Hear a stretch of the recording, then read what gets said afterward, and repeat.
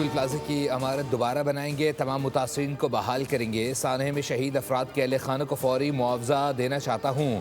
وزیر اعلیٰ سندھ نے زیر صدارت اجلاس میں بڑے سخت اور فوری اقدامات کرنے کی ہدایت کر دی۔ کہا تجاویز دیں ہم کس طرح گل پلازا کے متاثرین کو فوری دکان دے کر ان کا کاروبار شروع کروا سکتے ہیں۔ سندھ حکومت آگ لگنے کی فورنزک رپورٹ کروائے گی تاکہ معلوم ہو سکے آگ کیسے لگی۔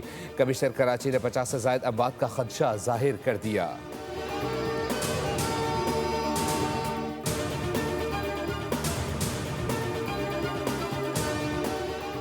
کراچی میں گل پلازا میں بھڑک کے شعلے 39 گھنٹے بعد بھی نہ بجھائے جا سکے۔ اب تک فائر فائٹر سمیت 14 افراد جاں بحق جبکہ 20 سے زائد زخمی ہو چکے ہیں۔ 60 سے زائد افراد لاپتہ ہونے کی تصدیق کر دی گئی۔ 1200 سے زائد دکانوں پر مشتمل پلازا کا گراؤنڈ اور میزانین فلور مکمل طور پر جل چکے ہیں۔ مخدوش عمارت کے متعدد حصے زمین بوس ہو چکے ہیں۔ سرچ آپریشن کے دوران ایک بچے سمیت 3 افراد کے اعضاء ملے، 5 لاشیں شناخت کے قابل نہیں، ڈی این اے کے ذریعے شناخت کی جائے گی۔ جبکہ ایم اے جناح روڈ پر واقع گل پلازا میں آگ ہفتے کی رات 10:15 بجے کے قریب لگی تھی۔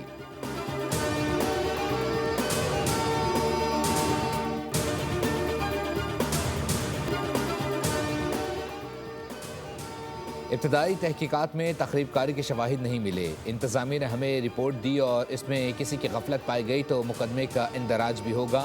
ریسکیو آپریشن احتیاط کے ساتھ کیا جا رہا ہے۔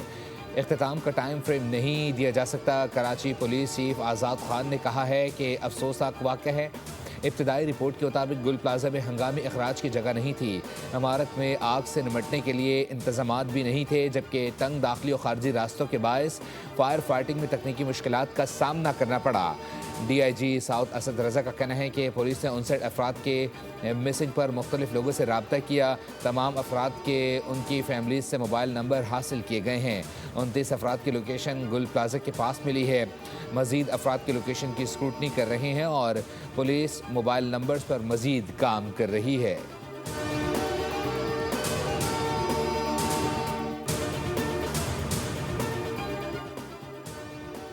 کثیر القومی معاشی اسپیئرز آف وکٹری 2026 کا انعقاد۔ پاک فضائی کے F-16 بلاک 52 طیاروں پر مشتمل دستہ سعودی عرب پہنچ گیا۔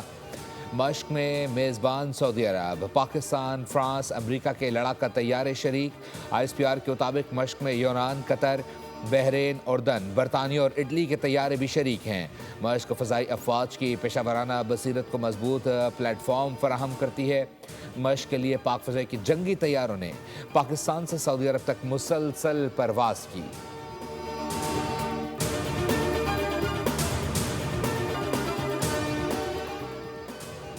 اور صدر ڈونلڈ ٹرمپ کی گرین لینڈ پر ڈیل نہ ہونے تک یورپی ممالک پر ٹیرف لگانے کی دھمکی۔ کہا ڈنمارک کو یورپی ممالک کو برسوں سے سبسڈی دی۔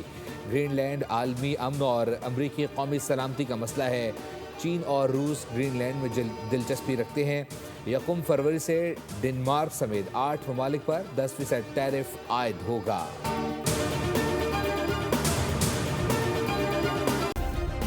سبسکرائب کریں اور بیل دبائیں تاکہ کوئی خبر رہ نہ جائے۔